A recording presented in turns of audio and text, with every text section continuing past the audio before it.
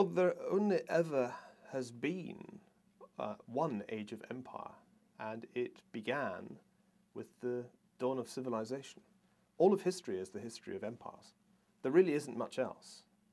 There's prehistory, and we can try and work out what non-literate hunter-gatherers thought, but it's a tough assignment.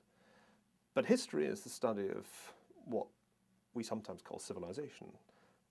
It's the study of life in settlements, very often life in cities.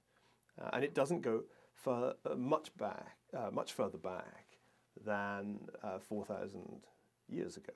Now, for most of the 4,000-year period that historians concern themselves with when they are writing about civilization, the main political actors are empires.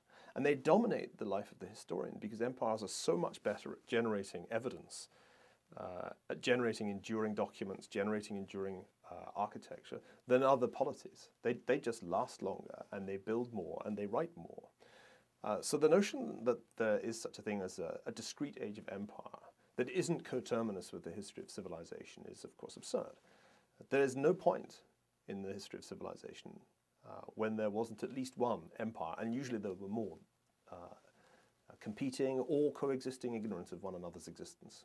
In our time, there was a wonderful illusion which was generated by thinkers on the left, not only Marxists, but also radical liberals, that a thing called imperialism had come into existence quite recently, as recently as the 19th century, and that in the 20th century it died, or was going to die. This was the central hypothesis of J.A. Hobson, of Lenin, and of generations of writers on the left.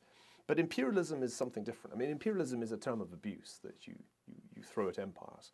Empires are always with us. And even when imperialism was proclaimed to be dead after World War II, both the reigning empires that emerged victorious, the Soviet Union and the United States, carried on behaving like empires.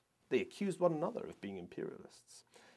But they themselves both operated very much as empires. So I don't think the age of empires is likely to end, unless, of course, you think civilization is going to end, and that I wouldn't rule out.